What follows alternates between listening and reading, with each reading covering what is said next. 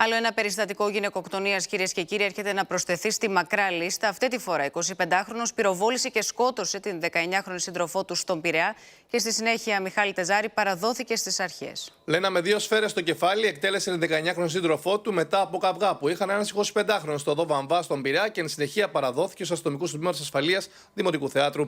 Ο δράστης λοιπόν της νέας γυναικοκτονίας, ο 25χρονος άνδρας αλβανικής υπηκότητας, είχε ως αφορμή για την δολοφονία της αρρώστης κοπέλας την ζύγια του. Σύμφωνα με τα όσα φέρεται να υποστήριξε, είχαν συχνούς καυγάδες με τον τελευταίο, αυτό που έγινε σήμερα το πρωί, να παίρνει δραματική τροπή. Ο δράστης εργάζεται σε κλαμπ του Πειραιά και όπως είπε, το φωνικό όπλο το είχε προμηθευτεί πριν από μερικούς μήνες από κάποιους αλλοδαπούς, ο οποίους είχε γνωρίσει στο χώρο εργασίας του. Εν τω μεταξύ, είχαμε και νέα σύλληψη τράπερ, ο οποίος Μιχάλη είχε στην κατοχή του όπλο. Με ένα πιστόλι ζάσταβα με γεμάτη γεμιστήρα, με 8 σφαίρες, συνελήφθη στη συμβολή των οδών Παρασίου και Ιωσίων ένας 26χρονος πασίγνωστος τράπερ. Ο άνδρας είχε εντοπιστεί σε τυχαίο έλεγχο μέσα στο αυτοκίνητό του στις 2:30 τα ξημερώματα.